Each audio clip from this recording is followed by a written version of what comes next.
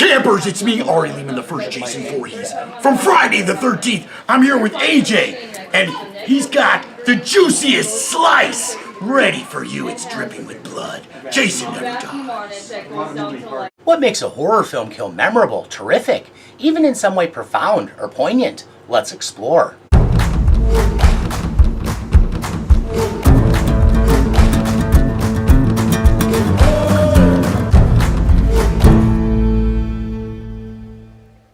Thanks for checking this out. If anything about it trips your fancy, please like, subscribe, and share. Yes, yes. Without further ado, I thought we were the only people that knew about this place.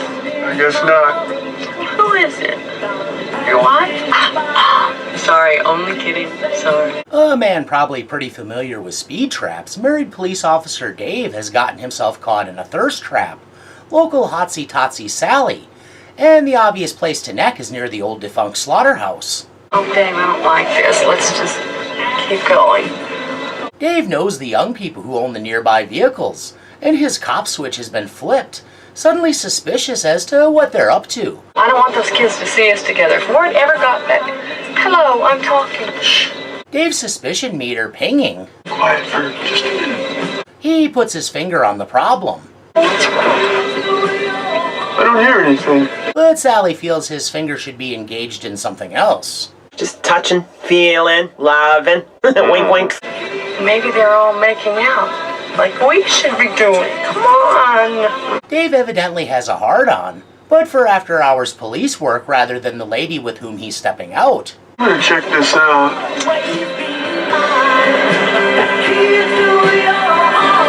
Whatever floats your boat, no kink-shaming here. Everyone has their own aphrodisiacs. When they pull up, some shenanigans seem to be afoot. Buzz!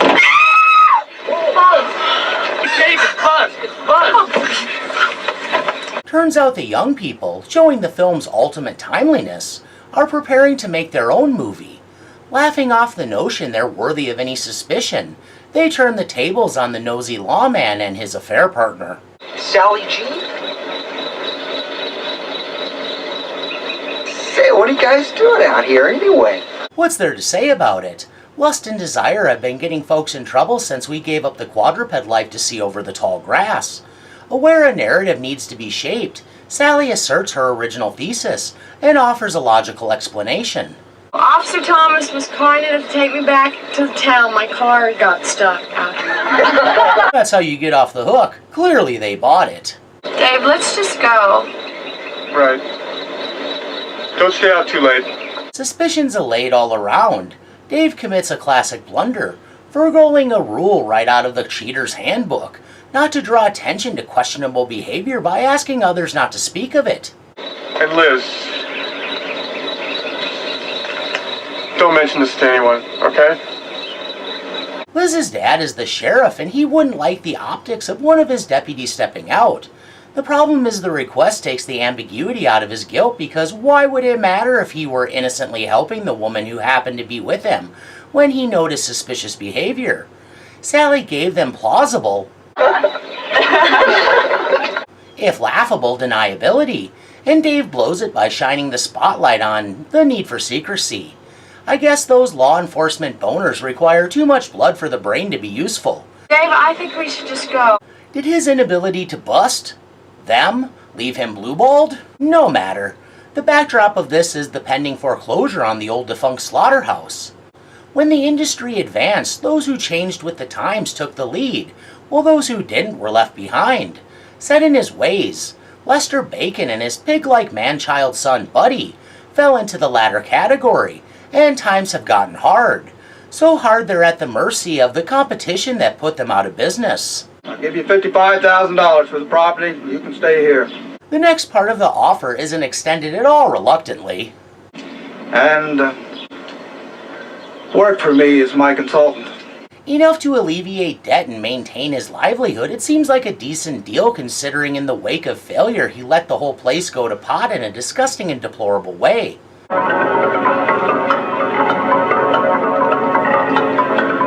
But for a proud man like Lester, that's not good enough. And the slaughterhouse? That's too far gone to be useful for anything with storage. Now it'll be torn down, replaced by a modern plant.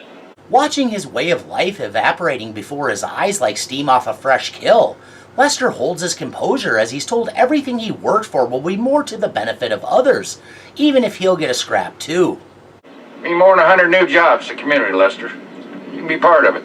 And it'll get the county assessor off your back. All he's focused on is how he's been failed, railroaded, blindsided, even though he had to know it was coming. Harold, you've been my advisor for many years. You helped me start my meat business. We watched it grow, and we watched it die. When his pig-headedness, his inability to give up the old ways, was the real culprit. Told you to mechanize, Lester, mechanize, but you wouldn't listen to me. Seems the underlying issue is that the artistry has left meat production. These are the hands of a skilled butcher. A diehard, he takes incredible exception to the new methods. I've spent my life preparing the choicest cuts of meat, the finest sausages. Because they've removed expertise from what he considers a craft. And we did it all with the skill of craftsmen and sharp knives. There might be some validity to his point. Not sinew-chewing chainsaws. Hey, lick my plate, you dog dick! Oh boy. Gotta concur, you don't put down the saw in this house. The saw is family. Well, the attitude, the sanctimony, it goes over like a meat and cheese tray at a vegan benefit for the lactose intolerant. Don't have to listen to this maniac. Wait, Tom. Forget it, it's over. Just let the county take the property. The sheriff steps in, making it official. The county assessor's office hereby forecloses on your property to be sold at public auction. Rubbing salt in the wound, incoming in 3, 2, 1. You have 30 days to leave the premises. This is one of those taken from real-life situations in horror that truly gives me chills. Evictions are a terrible ordeal, and bring out the worst in people, and can inspire some of the vilest insults you're bound to hear. You young hot dogs are all alike. If a butcher refers to you as processed meat, know that they consider you the worst. Lester tries to turn it all around in a way bound to work, by climbing up on his soapbox. I could do with 20 good men what you have to do with 100. Just hold on, And Lester. I never allow 30% fat. And doing some moralizing about health effects. 30% fat, Harold. Men like him are clogging up our young people's arteries. Since that's always a crowd pleaser, the sheriff directly addresses the audience. I'm sorry. In the pantheon of last stands, Lester's makes about as much of a dent as a fly hitting a windshield. You have 30 days left. With their world upturned, the grizzled butcher, No one's kicking me off this here property. Not the law, no meat hacker, has the kind of choice words. and no conniving lawyer. You're all conspirators, evil conspirators. That speak volumes, and probably should have been construed as a threat against the entire community, because he definitely has some major killdozer energy going on. Only instead of outfitting a piece of construction equipment with armaments, he has a feeble son waiting in the chute like a pinball, ready to be propelled into the playing field, or in this instance, the killing field. Well, you still got time, Lester. Make his offer over and call me at the office.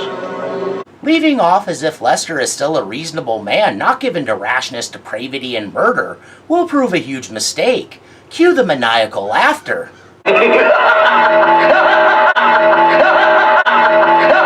But he's already been up to mischief, and by mischief I mean killing those who stray onto the property.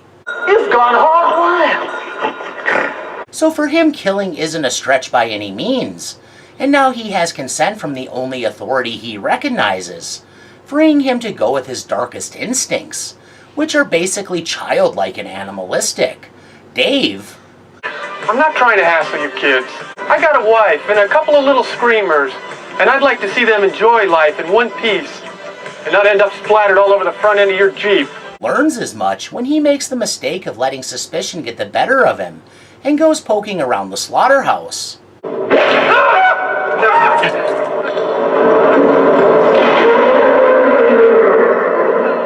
Complex grief can lead to a psychotic break. Sometimes a spiteful bastard can just have a psychotic side. Wherever Lester falls on that spectrum, Buddy is his id freed, and it means a lot of people are in trouble.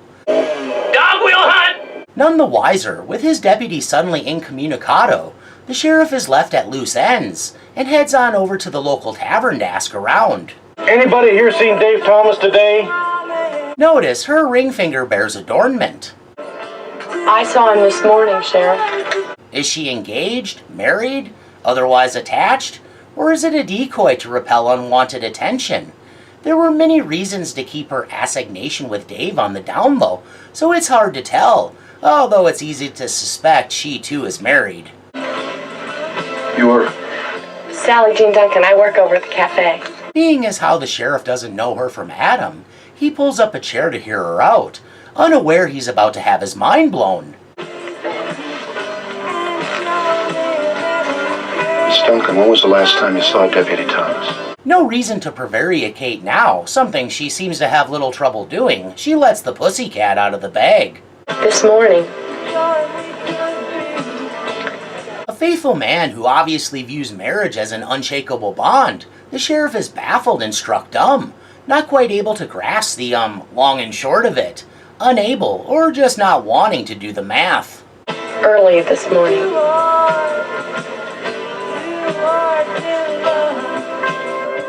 Realization can be rough. Since this is in the end immaterial to Dave's disappearance, it serves only to besmirch a dead man's reputation. But that's the fallout of infidelity. For all Sally knew, she was tearing the lid off the case and not just the Pandora's box of Dave's life. The real question is, why did he consort with scandalous women in the first place? Maybe I ought to ask you the same thing. Penchant? Psychological trauma? It's neither here nor there. What's important, now that Buddy is equipped with the whole John Law getup and a police car,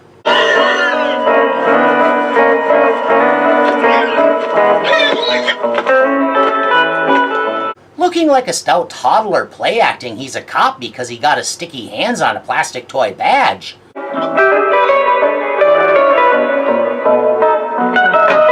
Buddy goes joyriding, more like hot dogging, or maybe hog wallowing.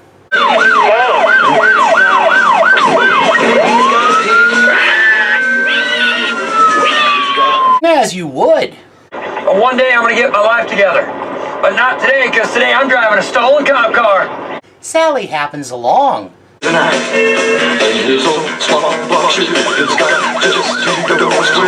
And after some initial bewilderment,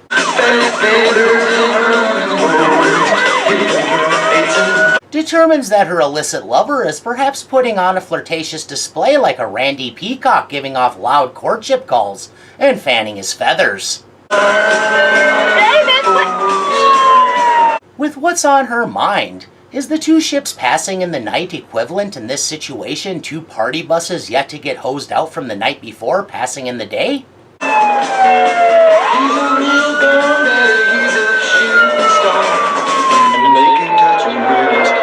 That kind of sexy driving is beyond provocative. Seeing how exuberantly who she presumes to be Dave pulled that Yui probably cements her certainty that some fierce outside or backseat afternoon delight is in her near future.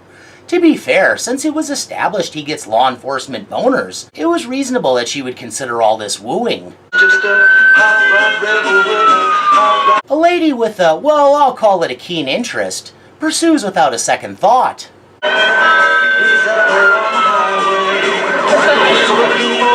And happily pulls up behind the police car.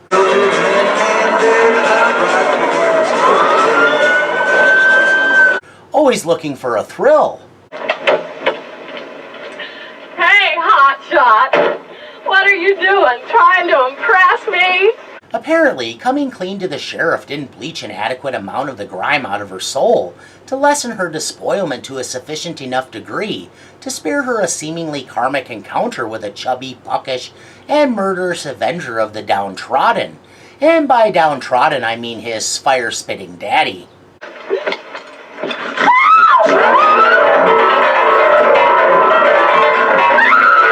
After making her way back to her, I believe that's a Ford Pinto. Okay, so with those things' propensity to explode, her days were numbered even without the encounter. She lacks the clarity of mind to drive away, and, overwhelmed, cowers as a slab of meat with arms hovers above and attacks.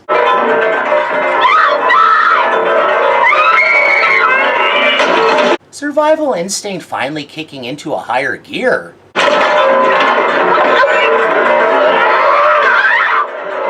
She races to the nearest available cover.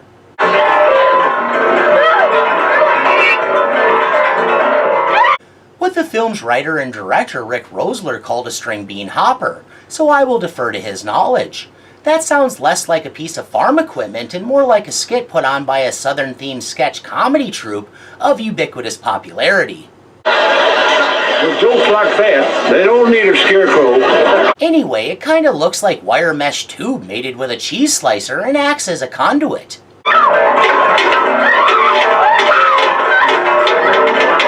With Buddy having a hee-haw of a good time doing what to him is akin to chasing down a wayward piggy, although he'd be far kinder to a hog.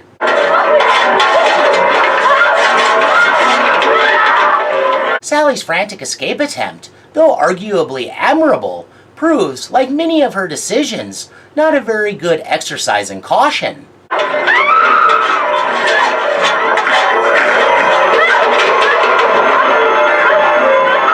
Because much like how a pig chute corrals and cages, she's delivered into Buddy's grimy hands, in an instant reduced to livestock, startled and goaded into running right to the slaughter.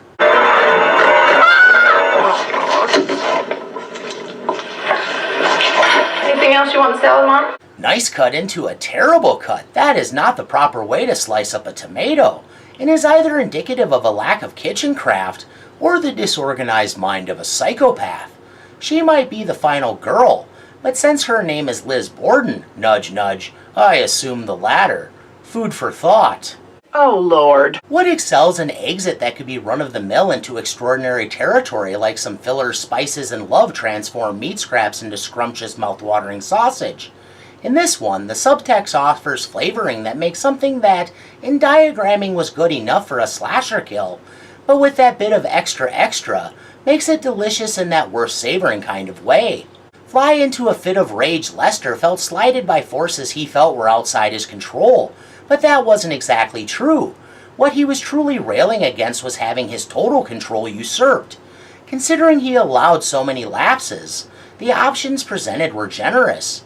But his stubbornness and pride made it impossible to back down, and with all the moral lines blurred and retribution underway, that was bound to spill over to victims undeserving of retribution, at least not in connection to Lester's troubles. When it comes to the moral scale and all that, Sally and her boy toy Dave upset their personal balances, but neither merited the brutal demises they were dealt, even if their spouses might disagree. Dave represented a tool, well, to be fair, a multi-tool. To Sally, to the community, to his family. His function was to screw, hammer, and leverage, cha-ching into the bank account, and anything he did in an official capacity was under orders and in service of the law. Even if he encroached on Buddy's territory, a death sentence wasn't warranted. Based on her salacious choice as not the best person, kinda sad in deportment, Sally still wasn't deserving of becoming collateral damage in a property dispute either, killed because a mentally deficient man without an understanding of death needed a plaything to occupy him for a moment after he was given license to cut loose and no longer had to contain or hide his baser urges. Sally's lifestyle and decision processing were telling insights into her gloomy mind space. By night fooling around with a married man, by day hanging around the bar, both activities likely a bid for sorely desired attention. The sheriff calls her Miss Duncan, but she has a wedding band on her ring finger, so I assume she's married. Yep, that stands up to scrutiny. Is her hubby deployed in the military, a long-haul trucker?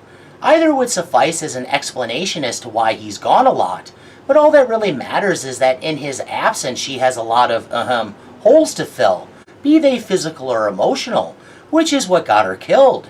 Everything would have been different had she not engaged the police car, but relief over Dave revealing himself after going missing made her set aside all reservations to pursue a daytime and very public rendezvous, only to instead face the effortlessly ruthless and riled Buddy. Terror is a hell of a motivator, but it too often intercedes unhelpfully and skews rational thought. Escape was a matter of a sprint on a clear track, not a race on an obstacle course. Sally made it so her killer required no cleverness to capture her, because like a mouse caught in a tube, she had nowhere to go. Well, we can certainly say you're not afraid to be reductive. Although simply staying in the center of the string bean hopper would have limited or even eliminated Buddy's ability to get her, since the time it would have taken him to reach either ingress would have been enough for her to scoot out the other side. Sally smoked, drank, and probably ignored good health in other ways too, and yet in a straight-up race, and this is even as a fat man more capable than most, I would pick her over Buddy, simply because she was thin, nimble, and, despite bad habits, overall more athletically inclined. Although never count out a farmhand, no matter how they look, their life involves a lot of physical toil bodybuilders replicate artificially in the gym. That nugget of truth made a tortoise and hare situation possible too. Still, a straight shot would have favored her, and might have saved her life. A film that seemingly desperately wanted to be the Texas Chainsaw Massacre, or perhaps just a malformed member of the family, an oddball uncle like Deranged, or a kissing cousin like Motel Hell, its attempt to fit in makes it come off more like an overeager redheaded stepchild looking for a hair tussle. But that's unfair, and where did that expression come from anyway? I cordially find it detestable. It's not fair to redheads, stepkids, or redheaded stepkids especially, so let's put to rest its use as a euphemism for something bad, using this film as an example of why redheaded stepchildren are their own unique wonderful, because even though it treads familiar territory... No way. With a sledge. See, that was better. They died better that way. How come? I thought the gun was better. Oh, no. With the new way people put out of jobs. It's not nearly as bromidic, shop-worn, and derivative as might first appear, more an extension than a retread. It's maybe too easy to take for granted a film titled Slaughterhouse could be made earnestly, and with artistic intent, or that for all the blood and guts, it had aspirations beyond being just another of the glut of slashers it was released amidst. The film radiates with social commentary without being, excuse the pun, ham-handed. It has a deep lesson about how when crushed by the vices of industry, sour grapes make stains as permanent as blood. How those set in their ways, when pressured with the prospect of losing those ways forever, enter a realm of embittered hopelessness. Being pig-headed, Lester. That can be the impetus to jettison accepted moral boundaries, and in turn look down on, and turn on, the institutions they blame for their feelings of betrayal, and for stripping away all they feel entitled to continue to hold dear. Impervious to reason, Lester typifies the kind of person who chooses the wrong hill to die on. He also showed how murder sprees are a short-sighted solution that doesn't undo the instigating changes. Way before the story proper, Lester had chosen stagnation. Progress in business is inevitable. Digging in his heels meant he went from a dinosaur to a fossil, in a span so short it left his head spinning.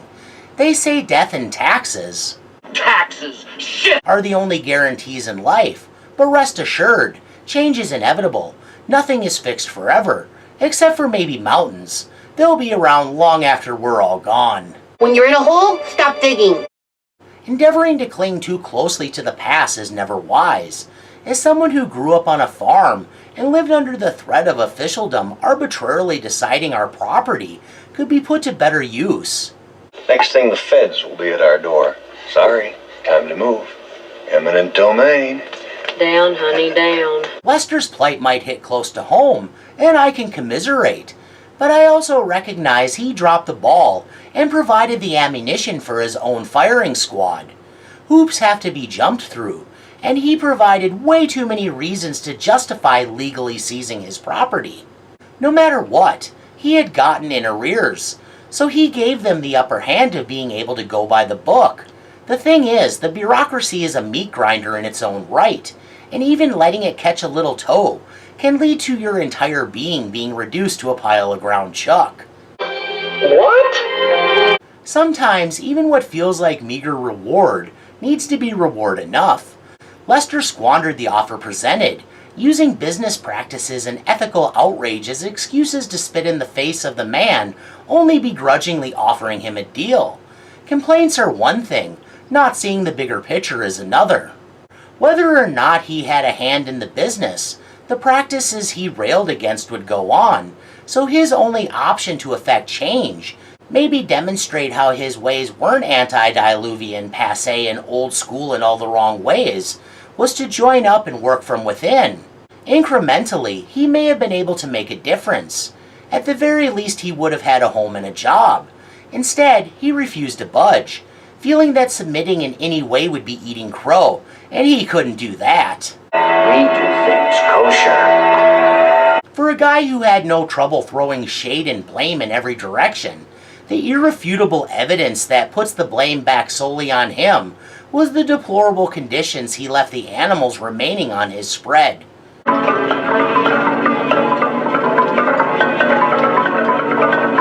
In turmoil or not, how people treat animals when they believe there will be no consequences speaks to their true character, and for all his grand ideas about himself, his skill set, and his place in the world, Lester had little real character. My God. As much as I decry rules, regulations, decrees, statutes, and laws that seem to exist just to create red tape and separate hardworking people from their money, several are in place for good reason, preventing unacceptable conditions, and if not, incurring huge fines for those who fail to live up to suitable standards. I think everyone can agree no animal should needlessly suffer.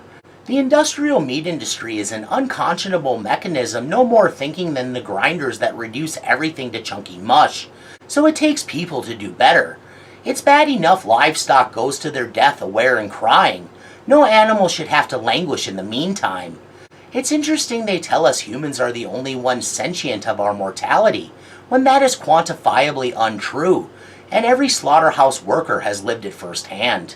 Lester wasn't looking out for the unfortunate creatures he abandoned to cruel fates. He was barely looking out for his dim-witted son, and is ultimately the true villain. For a film that had no goal of conveying an anti-meat message, that's not the way you convince a real meatpacking plant to let you film inside their facility. It manages to demystify that industry in the worst way, because it shows how workaday, how matter-of-fact it all is.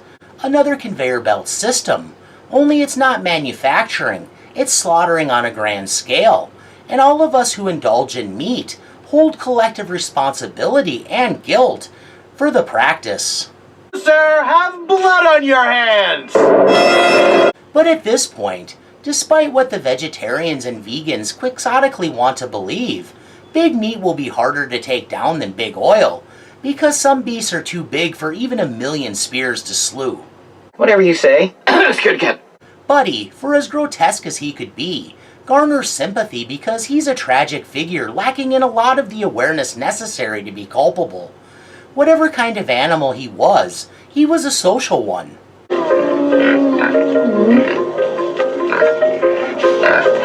Which makes it all the sadder his mental limitations made him an outsider, a pariah, more at home in the squalor than among people.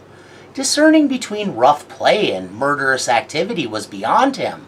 Sporadic supervision not enough to prevent his bad behavior.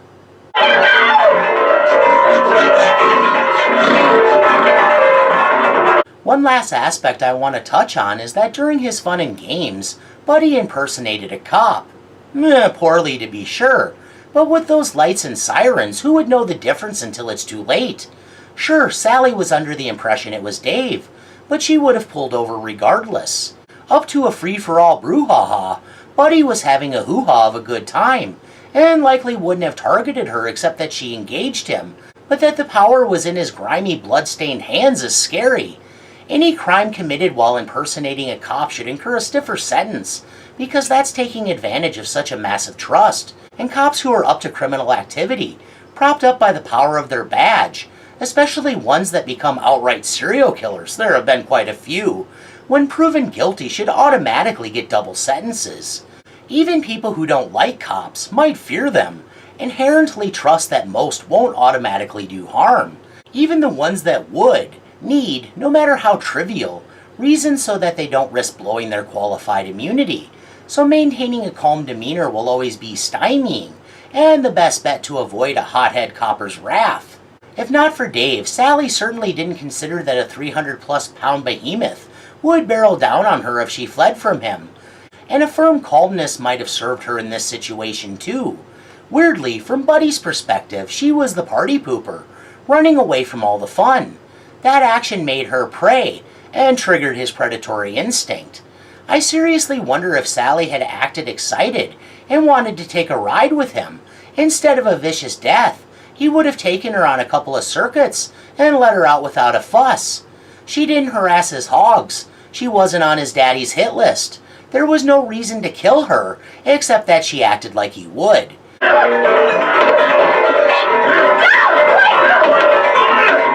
This could stray into victim-blaming territory, but I would also argue she had no idea what the best reaction might be, so could only rely on her own instinct. Unfortunately for her and that tomato, instinct failed her.